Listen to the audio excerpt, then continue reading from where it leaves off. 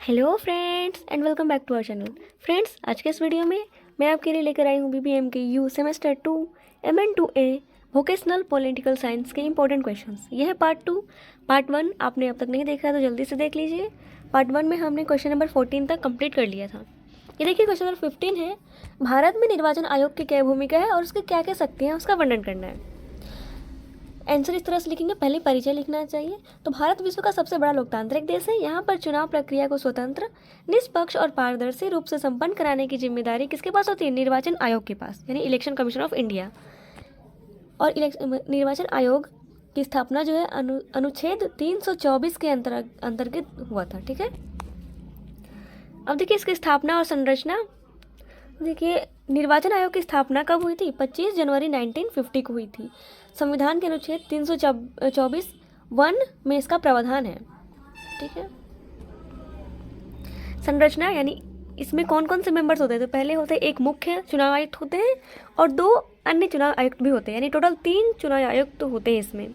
इसकी नियुक्ति भारत के राष्ट्रपति करते हैं। इनका कार्यकाल सामान्यतः 6 वर्ष का होता है और 65 वर्ष की आयु में ये रिटायर हो जाते हैं।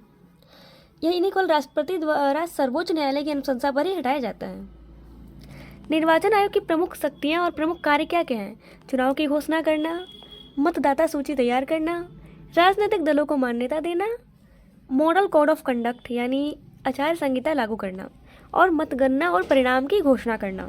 निगरानी और नियंत्रण यानी चुनावी खर्च पर, प्रचार पर, मीडिया पर, ये सब में निगरानी रखना, ये सब निर्वाचन आयोग का काम।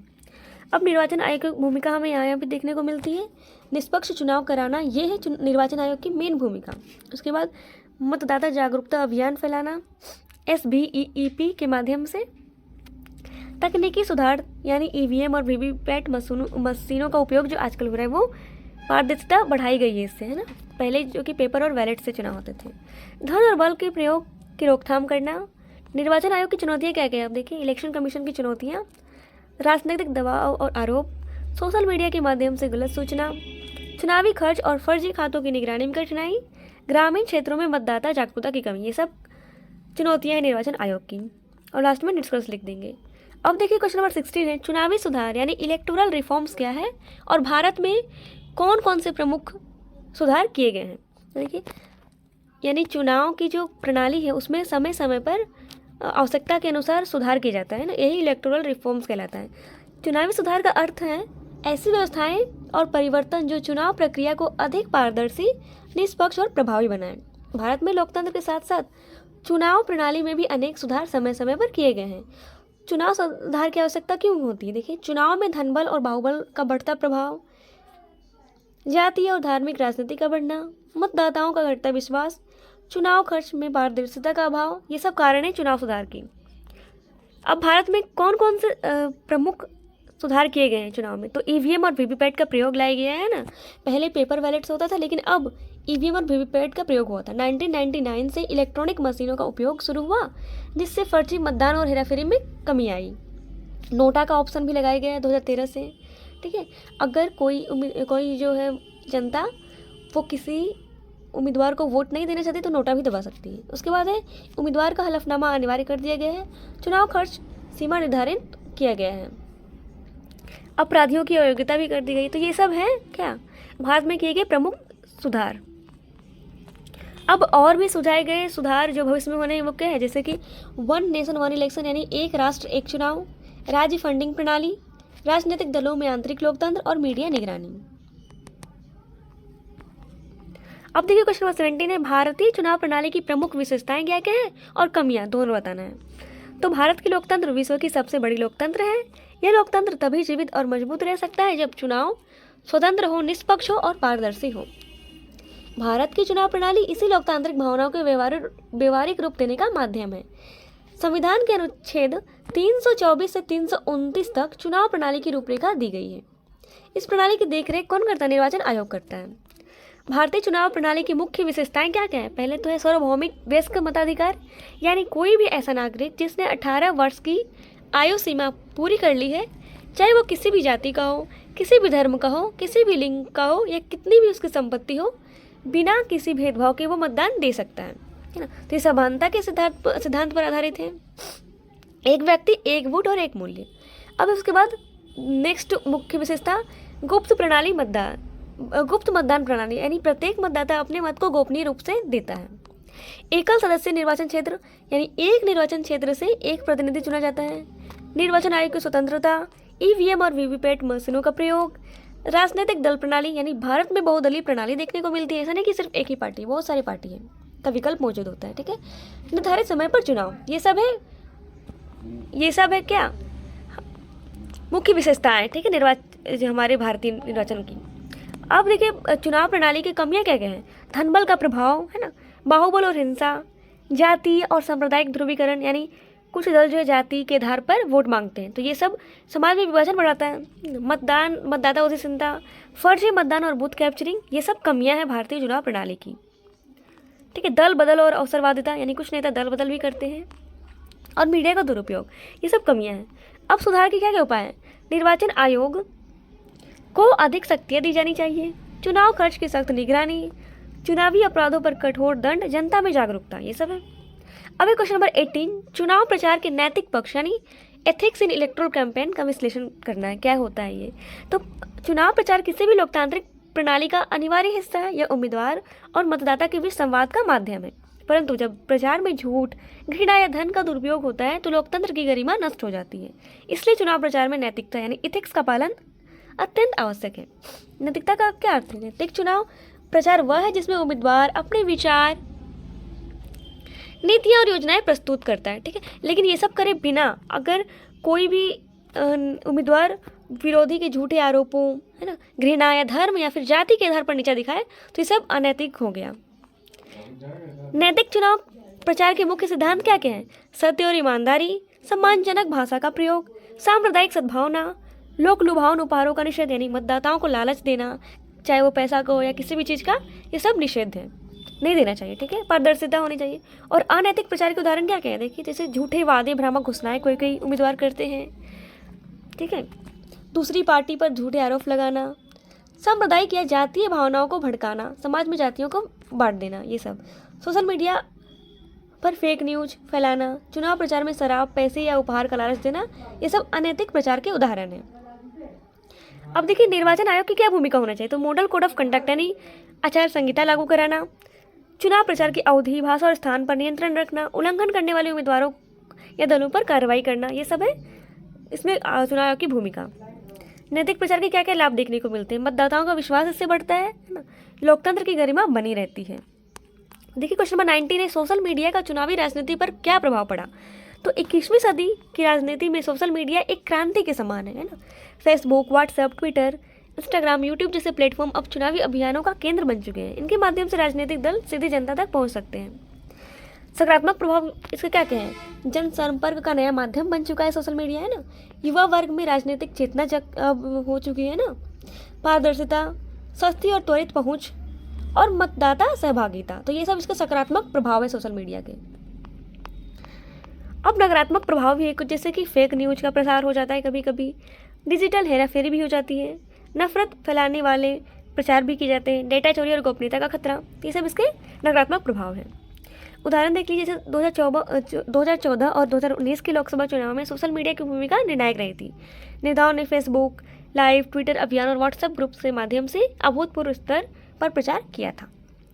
संतुलन के उपाय क्या क्या हो सकते हैं। सोशल मीडिया कंपनियों की जवाबदेही तय करनी चाहिए, फेक न्यूज के लिए कानूनी दंड, निर्वाचन आयोग द्वारा डिजिटल आचार संहिता लागू की जाए और मतदाताओं में मीडिया साक्षरता बढ़ाई जाए। अब एक क्वेश्चन नंबर 20, बूथ प्रबंधन क्या है और इसके प्रमुख कार्य क्या है बूथ के। तो देखिए इंट्रोडक्शन या भूमिका। लोकतंत्र में चुनाव प्रक्रिया केवल नीतियों या घोषणाओं से नहीं चलती, बल्कि संगठन और जमीनी मजबूती पर भी निर्भर करती है।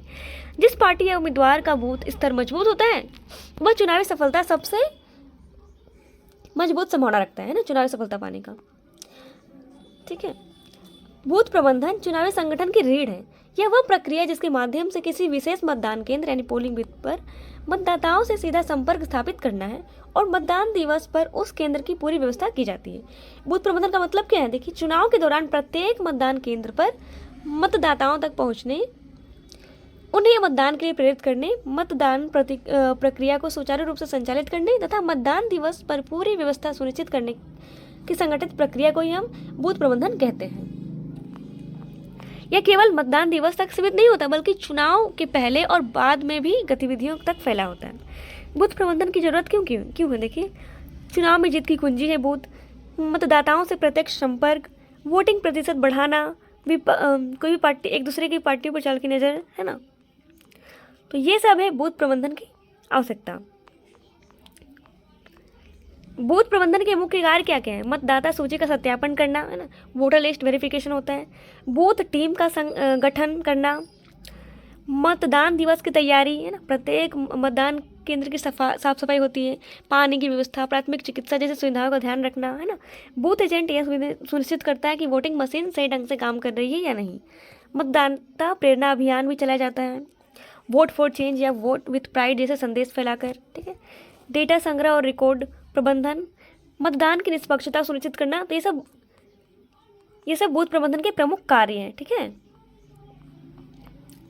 अब प्रभावी बूथ प्रबंधन की क्या क्या विशेषताएं होनी चाहिए? मजबूत स्थानीय नेतृत्व होना चाहिए, समर्पित कार्यकर्ता, मतदाता डेटा का सटीक विश्लेषण, तेज संचार प्रणाली, मतदान दिवस पर अनुशासित टीम वर्क। अब एक देखिए क्वेश्चन नंबर 21, सदस्यता अभियान का क्या उद्देश्य है और इसके प्रकार बताना है, ठीक है। देखिए, किसी भी राजनीतिक दल की असली शक्ति उसके कार्यकर्ताओं और सदस्यों से होती है ना। विचारधारा चाहे जितनी भी ऊंची क्यों ना, यदि जनता उसमें शामिल न हो तो वह विचार मृत समान होता है। सदस्यता अभियान यानी मेंबरशिप ड्राइव एक ऐसी प्रक्रिया है जिसके द्वारा राजनीतिक दल आम जनता से जुड़ते हैं, उन्हें संगठन का हिस्सा बनाते हैं और अपनी जनाधार को मजबूत करते हैं, ठीक है। सदस्यता अभियान का अर्थ क्या है? सदस्यता अभियान वह संगठित प्रयास है जिसके अंतर्गत राजनीतिक दल अपने उद्देश्यों, विचारधारा और नीतियों को प्रचारित कर लोगों को पार्टी में शामिल करते हैं। ये लोकतंत्र संगठन है जिसके निर्माण की ये लोकतंत्र के संगठन के निर्माण की पहली सीढ़ी है ना। कार्यकर्ता ही पहली सीढ़ी है किसी भी पार्टी का। जैसे भारतीय जनता पार्टी का सदस्यता अभियान, है ना। अब देखिए, सदस्यता अभियान के उद्देश्य क्या क्या है? जनाधार का विस्तार करना, विचारधारा का प्रचार, संगठनात्मक शक्ति में वृद्धि, भविष्य के नेतृत्व का निर्माण, ठीक है, भविष्य के नेतृत्व का निर्माण। उसके बाद देखिए, जन संपर्क और विश्वास निर्माण। तो ये सब है क्या सदस्यता अभियान के मुख्य उद्देश्य। अब देखिए, सदस्यता अभियान की टाइप्स है ना। टाइप्स कितने हो सकते हैं? पहला हो सकता है साधारण सदस्यता, यानी यह प्रारंभिक सदस्यता होती है। कोई भी व्यक्ति जो पार्टी की नीतियों से सहमत हो तो उसकी शर्तों को मानता हो सदस्य बन सकता है। और सक्रिय सदस्यता होती है, यानी एक्टिव मेंबरशिप। इसमें वे लोग शामिल होते हैं जो पार्टी के कार्यों में सक्रिय रूप से भाग लेते हैं, ठीक है। वे संगठन के निर्णयों, बैठकों और चुनावी गतिविधियों में सहयोग करते हैं। तीसरा होता है मानक सदस्य, यानी ऑनरी मेंबरशिप। यह विशेष योगदान देने वाले व्यक्तियों को प्रदान की जाती है, जैसे समाज सेवी, शिक्षाविद या विशेष क्षेत्र में के विद्वान, जिन्हें दल सम्मान स्वरूप जोड़ता है। अब देखिए, सदस्यता अभियान के प्रमुख साधन क्या क्या है, मेथड्स क्या हैं? घर घर जाकर संपर्क अभियान, डिजिटल पंजीकरण के माध्यम से भी होता है सदस्यता, सोशल मीडिया द्वारा प्रचार करके भी, है ना, जनसभाओं के माध्यम से। तो ये सब है सदस्यता अभियान के प्रमुख साधन। अब सदस्यता अभियान की चुनौतियाँ क्या क्या है? जैसे निष्क्रिय सदस्य, है ना, कई लोग केवल नाम के लिए जुड़ते हैं और काम में भाग नहीं लेते हैं। क्षेत्रीय संतुलन और विचारधारा की अस्पष्टता। तो ये क्वेश्चंस, ये देखिए फ्रेंड्स, मैं previous years minor 2A political science vocational का प्रीवियस ईयर का क्वेश्चन भी लेकर आई हूँ। देखिए, तो उसमें टोटल 5 MCQ थे, ठीक है। देखिए, पहला क्वेश्चन था what is the minimum voting age as per Indian constitution, यानी भारतीय संविधान के अनुसार भारतीय नागरिकों के लिए मतदान के लिए न्यूनतम आयु कितनी है? तो देखिए, इसमें ऑप्शन था 16, 18, है ना, 16, 18, 21, 25। तो न्यूनतम आयु कितनी होती है? 18 वर्ष, है ना।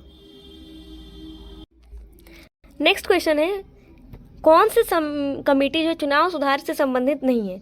तारकुंडी समिति, सरकारी समिति, इंद्रजीत गुप्ता समिति, ठीक है। तो कौन सा इसमें संबंधित नहीं है?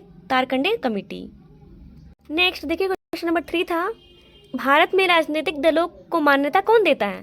कौन देता है? इलेक्शन कमीशन ऑफ इंडिया देता है, ठीक है। भारत निर्वाचन आयोग देता है। नेक्स्ट है question number 4, which among the following state है the largest number of Lok Sabha seat? निम्न में से किस राज्य के पास लोकसभा सीट के लिए सबसे अधिक सीट है? तो देखिए, ऑप्शन था वेस्ट बंगाल, गुजरात, असम, राजस्थान। तो सबसे ज़्यादा सीट था, तो इसका सही आंसर हो जाएगा गुजरात। ठीक है, गुजरात के पास सबसे अधिक लोकसभा सीट है इन सभी ऑप्शन के अनुसार। ठीक है, अब देखो क्वेश्चन नंबर 5 है, भारत में किस प्रकार की चुनाव पार्टी पाई जाती है? वन पार्टी, एक से अधिक पार्टी या मल्टी पार्टी? तो इसका राइट आंसर हो जाएगा मल्टी पार्टी यानी बहुदलीय पार्टी। और देखिए इसमें दो क्वेश्चन थे 5 नंबर के। देखिए तो क्वेश्चन नंबर 2 था चुनाव प्रक्रिया के पौराणिक तरीके के बारे में बताना है, और क्वेश्चन नंबर 3 है चुनाव में सोशल मीडिया के दुष्प्रभाव के ऊपर लिखना है। ठीक है, शॉर्ट नोट्स। अब देखिए लॉन्गेस्ट टाइप क्वेश्चन में आ जाता है जो कि 15 मार्क्स का था ग्रुप बी में। क्वेश्चन नंबर 4 है आदर्श चुनाव संहिता का वर्णन करना यानी मॉडल कोड ऑफ कंडक्ट के बारे में बताना था। क्वेश्चन नंबर 5 था what is meant by nomination of candidates, how does a party file a nomination for its candidate, है ना, यानी कि अभ्यर्थी के नामांकन से क्या अभिप्राय है और कोई पार्टी अपने उम्मीदवार के लिए नामांकन कैसे दाखिल करती है। ओके, क्वेश्चन नंबर 6 देखिए चुनाव में प्रिंट, इलेक्ट्रॉनिक एवं सोशल मीडिया की भूमिका क्या है वे बताना था। अब फेक न्यूज क्या है, ठीक है, और टाइप्स ऑफ फेक न्यूज बताना था।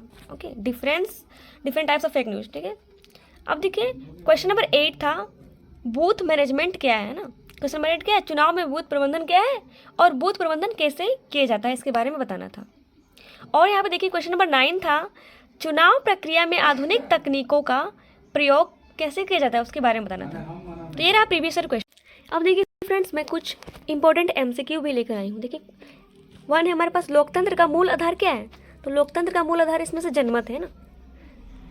क्वेश्चन नंबर 2 है भारत में पहला आम चुनाव कब हुआ था, तो याद रखिएगा 1951 से लेकर 1952 में ही हुआ था भारत का पहला चुनाव जिसमें जवाहरलाल नेहरू प्रधानमंत्री बने थे। अब क्वेश्चन नंबर 3 भारत का निर्वाचन आयोग कितने सदस्यों से मिलकर बना है, 3 सदस्यों से मिलकर। ओके, नेक्स्ट क्वेश्चन भारत में मतदान की न्यूनतम आयु कितनी है, 18 वर्ष। ठीक है, 1989 तक जो था वो मतदान देने की आयु कितनी थी, 21 वर्ष, लेकिन उसे 1989 में 61वें संविधान संशोधन द्वारा 18 वर्ष कर दी गई थी। ठीक है, इससे पहले 21 वर्ष की थी। अब देखिए क्वेश्चन नंबर 5 है आचार संहिता का मुख्य उद्देश्य क्या है, तो चुनाव को स्वतंत्र और निष्पक्ष बनाना, यही उद्देश्य है मुख्य। Question number 6 model code of conduct की निगरानी कौन करता है, सुप्रीम कोर्ट, भारत का राष्ट्रपति या चुनाव आयोग, तो ऑप्शन हो जाएगा चुनाव आयोग। नामांकन पत्र कब निरस्त किया जा सकता है, समय सीमा के बाद जमा किया गया हो तो निरस्त किया जा सकता है। ठीक है, उम्मीदवार के हलफनामे में क्या क्या होना चाहिए, संपत्ति, दायित्व और आपराधिक रिकॉर्ड। क्वेश्चन नंबर 9 देखिए चुनाव प्रचार की अवधि कितने दिन पहले समाप्त हो जाती है, मतदान से 48 घंटे पहले चुनाव प्रचार समाप्त हो जाती है। ठीक है, अब पेड न्यूज का अर्थ क्या है, यानी विज्ञापन के माध्यम से समाचार दिखाना। ठीक, चुनाव प्रचार में डिजिटल इंडिया अभियान का प्रयोग किस प्रकार किया गया, तो डिजिटल प्लेटफॉर्म द्वारा प्रचार करने के लिए किया गया। चुनावी प्रचार में नैतिकता का क्या अर्थ है, जनहित पर आधारित वचन। क्वेश्चन नंबर 13 है भारत में प्रेस की स्वतंत्रता किस अनुच्छेद में निहित है, अनुच्छेद 19(1)(a) में। ओके, सामाजिक एकता देखिए फेक न्यूज से कौन सा खतरा उत्पन्न होता है, तो इससे मतदाता भ्रमित हो सकते हैं। ओके, ऑप्शन नंबर 20 का राइट आंसर होगा। अब देखो क्वेश्चन नंबर 15 है चुनाव आयोग द्वारा फेक न्यूज से निपटने के लिए कौन सा उपाय अपनाया गया है, तो सोशल मीडिया की निगरानी टीम बनाई गई है। क्वेश्चन नंबर 16 है राजनीतिक दलों को मिलने वाला सबसे पारदर्शी धन का स्रोत इलेक्टोरल बॉन्ड है। क्वेश्चन नंबर 17 है स्टेट फंडिंग ऑफ इलेक्शन का क्या उद्देश्य रहता है, निजी खर्च को सीमित करना। ओके, क्वेश्चन नंबर 18 है अघोषित खर्च का परिणाम क्या होता है, इससे अघोषित खर्च जो है उससे लोकतंत्र कमजोर हो सकता है। क्वेश्चन नंबर 19 है सदस्यता अभियान किस स्तर पर चलाया जाता है, तो वह राष्ट्रीय और स्थानीय दोनों स्तरों पर चलाया जाता है। क्वेश्चन नंबर 20 देखिए बूथ प्रबंधन का सबसे मुख्य कार्य क्या है, मतदान प्रतिशत बढ़ाना, है ना, अधिक से अधिक लोगों को वोट देने के लिए प्रोत्साहित करना। ठीक है, अब देखिए क्वेश्चन नंबर 21 है भारत में चुनाव आयोग की स्थापना कब हुई थी, तो भारत में चुनाव आयोग यानी इलेक्शन कमीशन की स्थापना 1950 में हुई थी। भारत चुनाव आयोग का गठन किस अनुच्छेद के अंतर्गत किया गया, अनुच्छेद 324। चुनाव प्रबंधन का मुख्य उद्देश्य निष्पक्ष और स्वतंत्रता चुनाव करवाना। लोकतांत्रिक व्यवस्था में चुनाव प्रबंधन क्यों जरूरी है, क्योंकि सरकार बदल सके हर बार, है ना। मॉडल कोड ऑफ कंडक्ट लागू कब किया जाता है, चुनाव तिथि की घोषणा के साथ ही कर दिया जाता है। ठीक है, जिस दिन चुनाव का डेट के बारे में घोषणा की जाती है उसी दिन से मॉडल कोड ऑफ कंडक्ट लागू हो जाती है। ठीक है, मॉडल कोड ऑफ कंडक्ट किसने तैयार किया था? चुनाव आयोग ने किया था। नामांकन पत्र दाखिल करने की अंतिम तिथि क्या होती है? जिस दिन नोटिफिकेशन यानी अधिसूचना जारी हुई उसके 7वें दिन तक ही नामांकन पत्र दाखिल करने की अंतिम तिथि होती है। ठीक है। उम्मीदवार द्वारा किया गया शपथ पत्र किस उद्देश्य से होता है? अपनी योग्यता और आपराधिक रिकॉर्ड बताने के लिए। परंपरागत चुनाव प्रचार का मुख्य माध्यम कौन सा था? पोस्टर और पर्चे। ठीक है। क्वेश्चन नंबर 30 देखिए, आधुनिक चुनाव प्रचार में कौन सी नई टेक्निक का उपयोग होता है? तो इसमें से देखिए व्हाट्सएप, फेसबुक और ट्विटर का। चुनावी आचार संहिता का उल्लंघन करने पर क्या दंड है? जुर्माना और नामांकन निरस्त भी हो जाता है। ओके। क्वेश्चन नंबर 32 है, चुनाव प्रचार में नैतिकता का अर्थ क्या है? ईमानदारी और पारदर्शिता बनाए रखना। क्वेश्चन नंबर 33 देखिए, चुनाव में मीडिया की क्या भूमिका होती है? तो सूचना देना है ना। फेक न्यूज का सबसे बड़ा खतरा क्या है? लोगों में भ्रम फैलाना। ठीक है। क्वेश्चन नंबर 35 देखिए, चुनाव प्रचार में सोशल मीडिया का प्रयोग से क्या लाभ हुआ? तो अधिक मतदाता जागरूकता हुई। क्वेश्चन नंबर 36 है, राजनीतिक दलों का प्रमुख धन स्रोत क्या है? आम जनता से दान। ठीक है। राज्य द्वारा चुनाव खर्च वहन करने की व्यवस्था को क्या कहा जाता है? राज्य निधिकरण कहा जाता है। ठीक है। क्वेश्चन नंबर 38 है, चुनाव में अनधिकृत खर्च का क्या प्रभाव होता है? यानी कि ज़्यादा खर्च हो जाए तो चुनाव प्रक्रिया दूषित हो सकती है। ओके। क्वेश्चन नंबर देखिए 39 है, बूथ प्रबंधन का क्या अर्थ है? तो देखिए बूथ प्रबंधन का अर्थ है मतदान केंद्रों पर चुनावी व्यवस्था का संचालन, है ना, यही कहलाता है बूथ प्रबंधन। क्वेश्चन नंबर 40 है, सदस्यता अभियान का उद्देश्य क्या है? तो राजनीतिक दल को अधिक सदस्यों से जोड़ना। ओके। तो फ्रेंड्स ये रहा एमसीक्यू, कुछ इंपॉर्टेंट एमसीक्यू क्वेश्चंस और प्रीवियस ईयर के पेपर भी मैंने डिस्कस कर दिया है। तो minor two A vocational political science का ये लास्ट वीडियो है। तो तक और इससे बाहर आपको कुछ भी देखने को क्वेश्चन नहीं मिलेगा एग्जाम में। तो देखिए बाय बाय, टेक केयर।